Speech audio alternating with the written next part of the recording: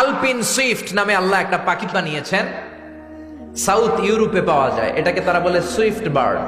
এই পাখিটা একবার যখন শূন্যে উড়াল দিতে শুরু করে টানা 8 মাস উড়ন্ত অবস্থায় শূন্যে থাকে, আবার জমিনে নেমে আসলে কাজ সেরে আবার উড়াল দিলে আবার 8 মাস। হামিং বার্ড নামে একটা পাখি আছে নর্থ আমেরিকাতে, নাম শুনে থাকবেন, পৃথিবীর সবচেয়ে ছোট্ট পাখি।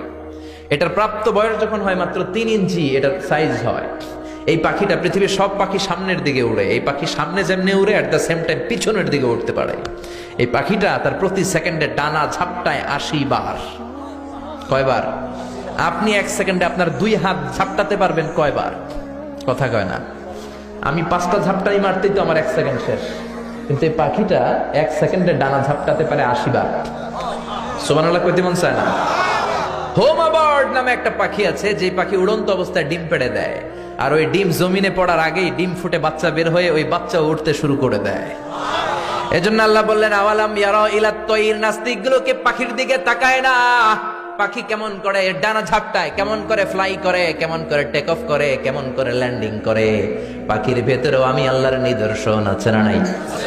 পাখি নিয়ে গবেষণা করলে কেউ নাস্তিক থাকতে পারে না, কারণ পাখি একে আরবিতে বলে আত-তাইর, আর বিমানকে আরবিতে কি বলে? তাইর, তায়রান, সেম থিং। পাখি আরবি যা, বিমান আরবিও তা। Birds and aeroplane maintain the same flying mechanism while flying. পাখি এবং বিমান যখন আকাশে উড়ে একই সিস্টেমে উড়ে, পদ্ধতি একটাই।